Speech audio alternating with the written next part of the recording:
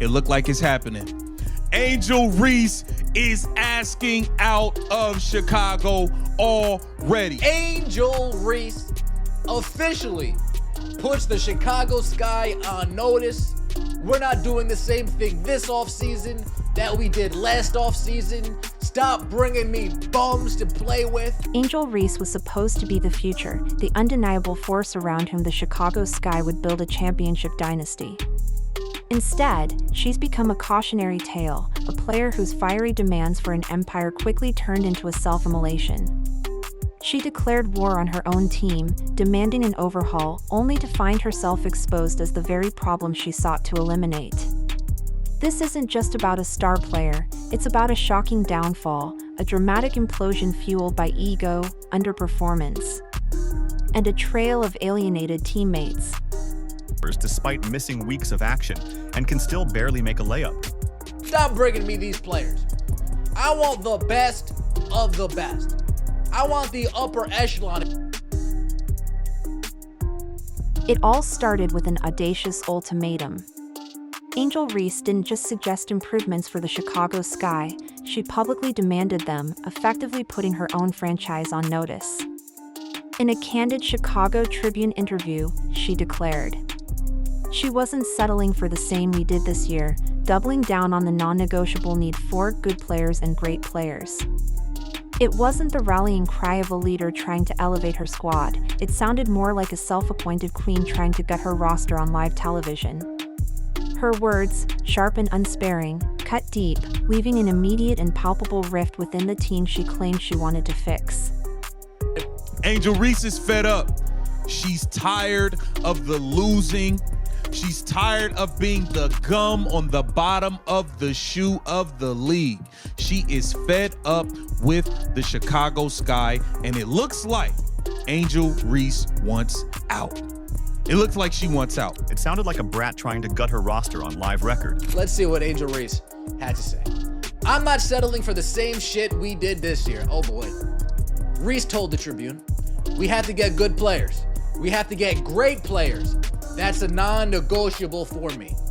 I'm willing and wanting to play with the best. And however I can help to get the best here, that's what I'm going to do this offseason. So it's going to be very, very important this offseason to make sure we attract the best of the best, because we can't settle for what we have this year.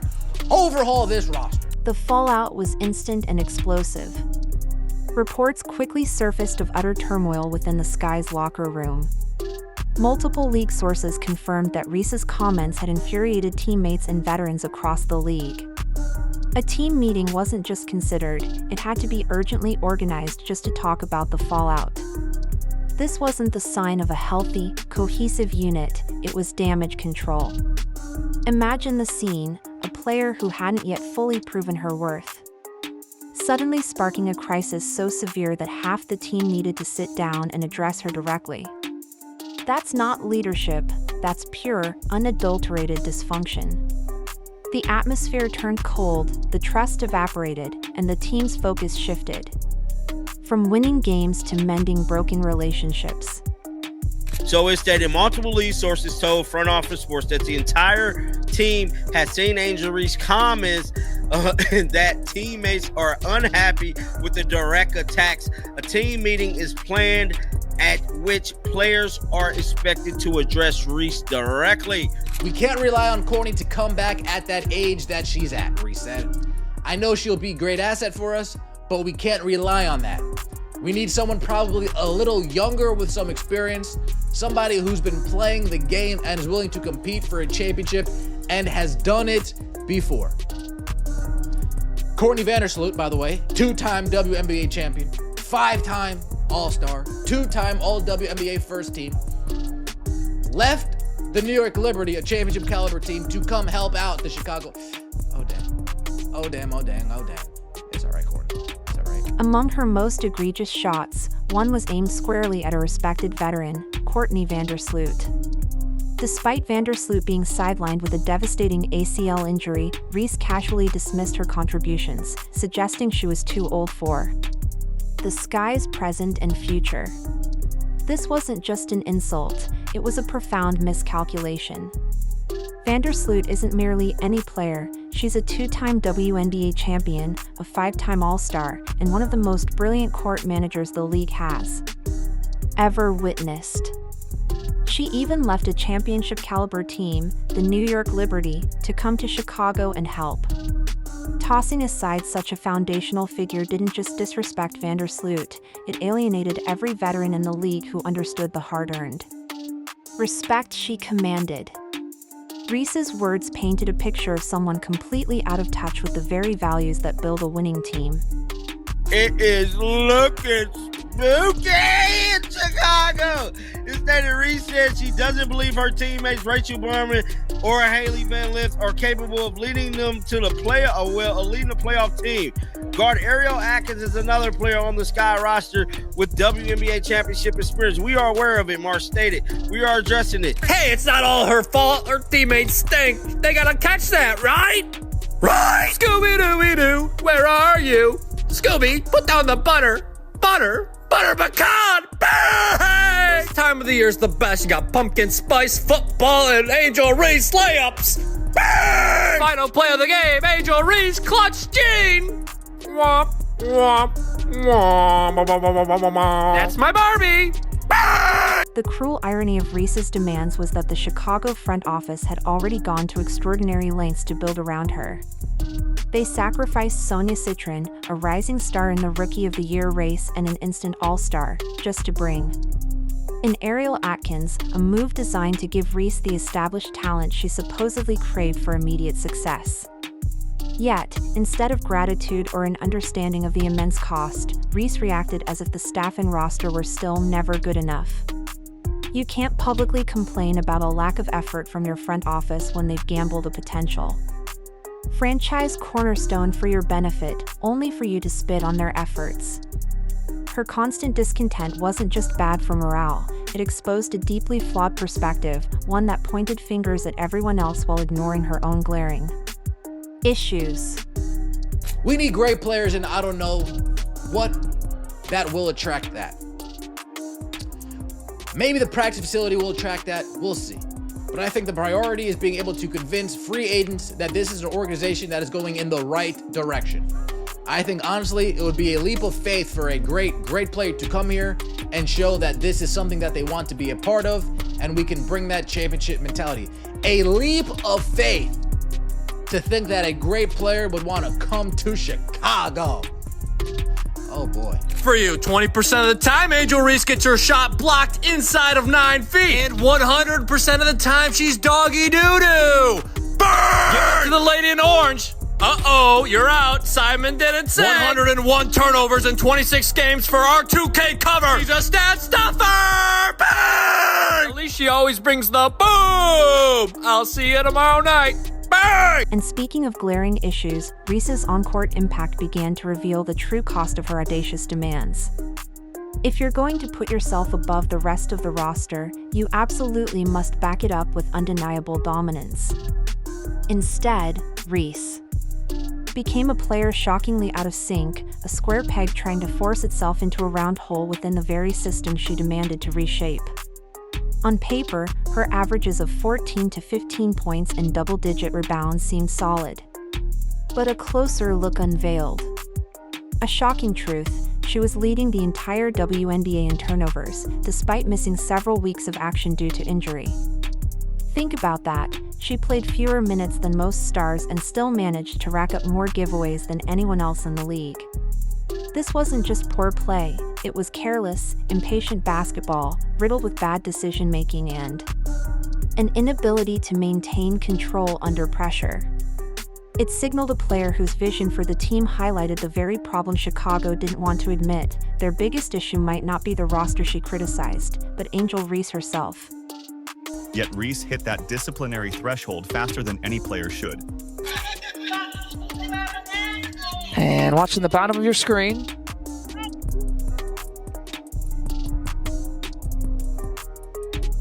The contact by Reese. You can see Angel's right hand got Aaliyah Edwards on the head.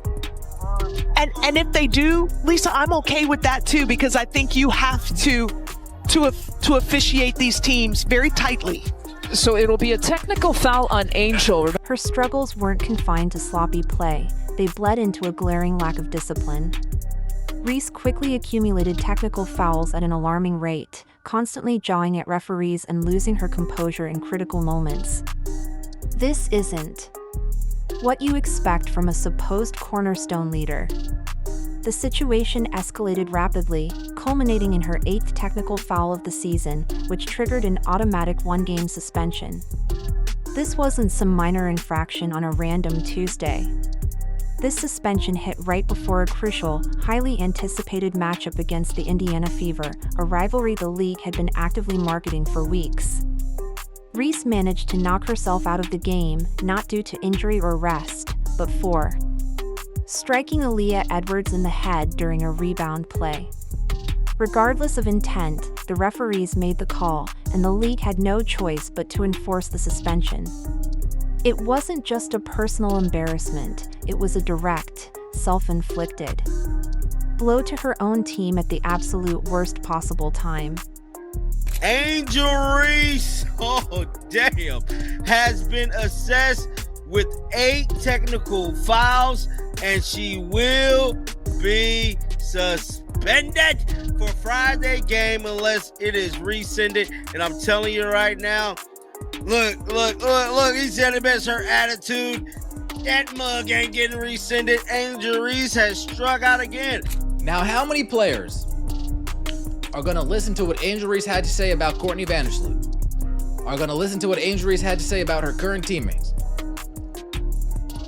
How many players are going to say, oh yeah, I want to play with that player who has no problem throwing me under the bus with 3 games to go? I want to play with that. Maybe not many. This instability and self-destruction provided a stark, almost poetic contrast when compared to another young star's trajectory. While Angel Reese was actively burning bridges and dragging her own team further into chaos, a different kind of leader was emerging, taking an entirely opposite approach. This sets the stage to examine the unparalleled leadership and unwavering professionalism that Caitlin Clark brought to Indiana, fundamentally reshaping her franchise and the league itself. The difference between their approaches isn't just striking, it's a blueprint for success versus a cautionary tale of hubris. Caitlin Clark, unlike Reese, was under an almost unimaginable spotlight from day one, arguably the most intense any player has faced in WNBA history.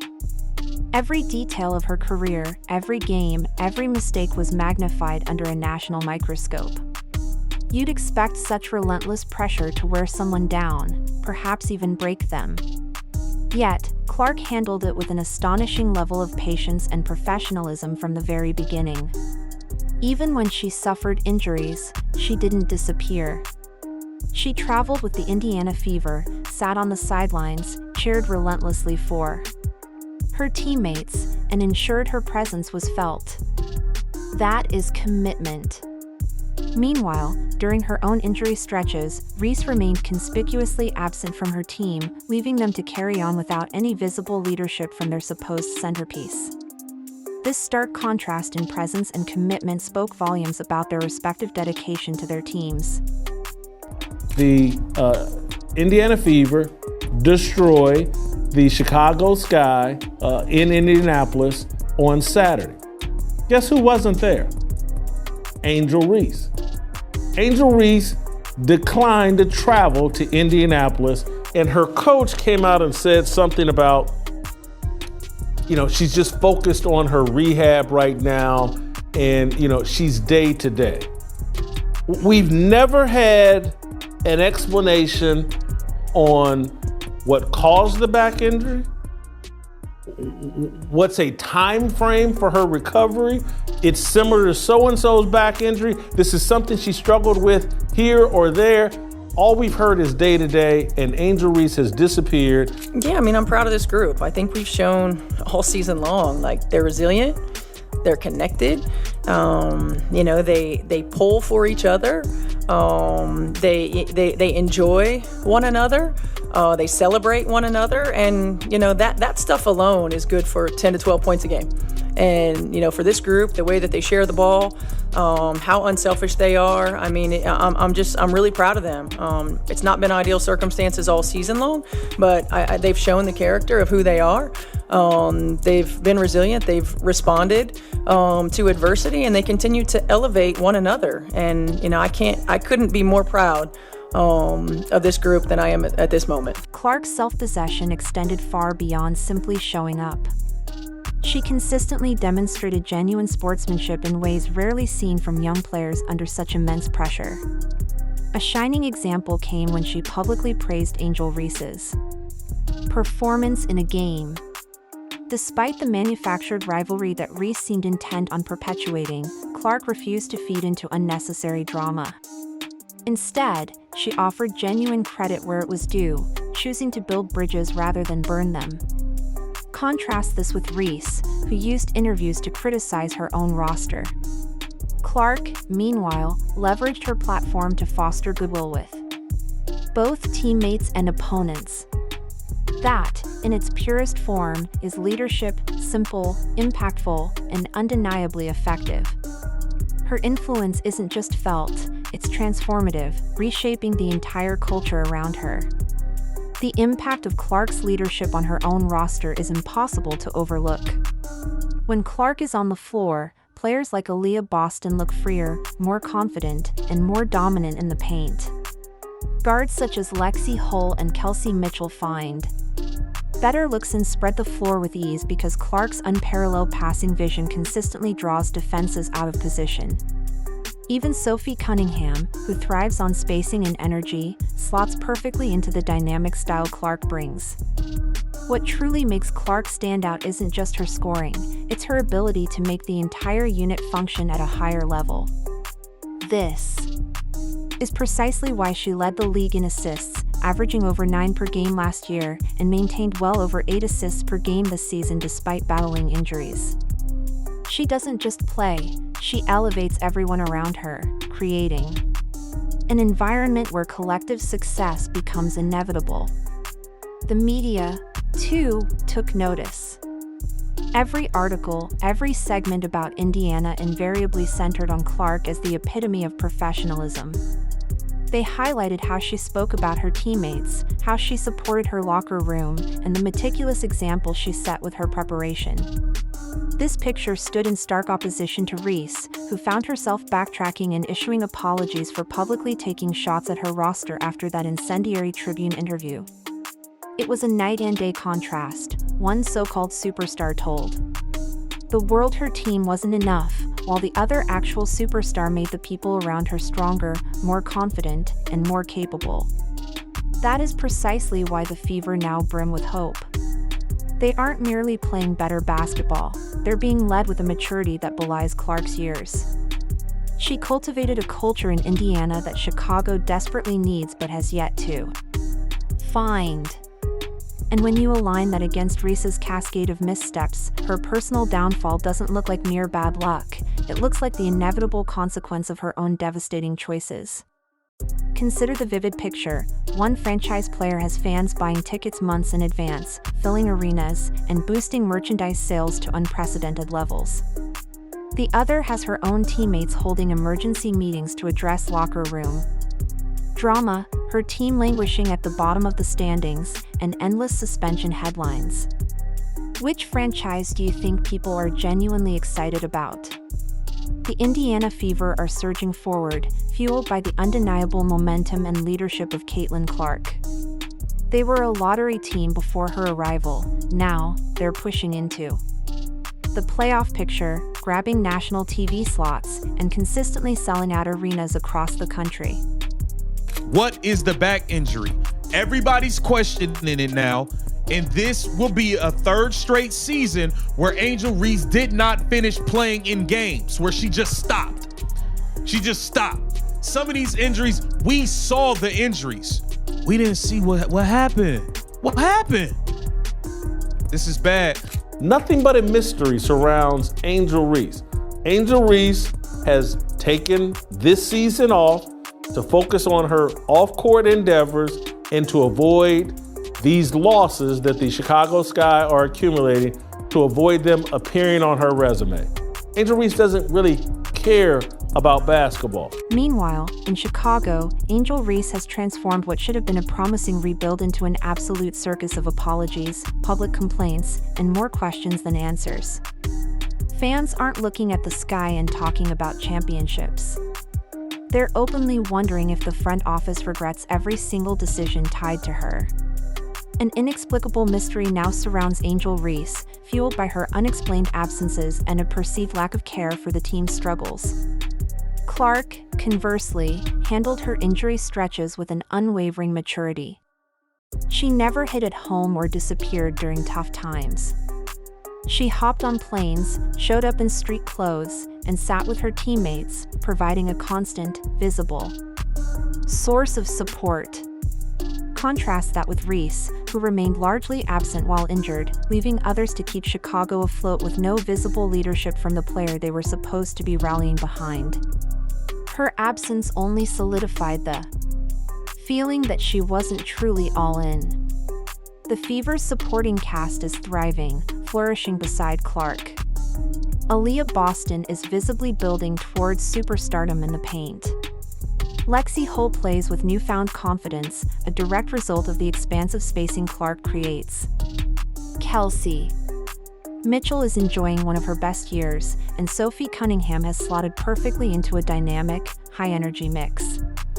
Clark doesn't just score, she fundamentally reshapes the entire floor, consistently putting people in positions to succeed. This isn't accidental, it's a deliberate culture built on selfless human beings who want to pull for one another. It's a testament to the belief that a strong, connected group can overcome adversity. I think it just says a lot about who we have as human beings. That was one of the things that we made a priority in the off season of, who we bring into this organization. Number one, quality human beings, selfless human beings, that want to pull for one another, that understand. We have this depth for a reason, and sometimes it creates challenges getting people on the floor. But in situations like this is why you have it. And I'm just, she's right. I mean, as a pro and as a pro coach, this is one of the most connected groups I've seen. The proof of Indiana's meteoric rise is undeniable. They are smashing attendance records, driving merchandise sales to unprecedented heights, and consistently earning primetime media coverage. The Sky, however, are limping along with a dismal 10-30 record, chasing the worst in the league, mired in endless suspension headlines, and battling a frustrated fan base that sees no real progress. Chicago fans are openly venting about the pervasive chaos and directly pointing fingers at Reese's so-called leadership. This is where Clark and Reese couldn't be farther apart. Clark's unwavering professionalism is precisely why veterans want to play with her. Reese's constant complaints and public spats make big names want nothing to do with Chicago. The statistics don't lie. Indiana wins more when Clark is on the court, while Chicago often looks surprisingly better when Reese is off. This brings us to the ultimate, unavoidable question: was Angel Reese ever truly the right bet for the Chicago Sky? Angel Reese demanded Chicago's roster be rebuilt entirely around her. Yet, the devastating irony is that the Sky may soon realize their biggest problem is precisely her. A player simply cannot demand greatness from others while simultaneously leading the league in turnovers and watching her team perform more cohesively and win more without her on the floor. Analysts and fans are already framing her as a toxic presence, with some bluntly calling her a liability you can't build around. Meanwhile, Indiana sees Caitlin Clark as the professional, team-first leader the WNBA desperately needs and has found. If the Fever continue building with the foundational talent of Clark, Boston, Mitchell, Hull, and Cunningham, the future looks undeniably exciting, even historic, in Indiana. Conversely, the future in Chicago under Angel Reese looks painfully disappointing, a stark, self-inflicted wound on a franchise that gambled on the wrong kind of star. The empire she envisioned has crumbled, leaving behind only questions, regrets, and the lingering scent of what could have been.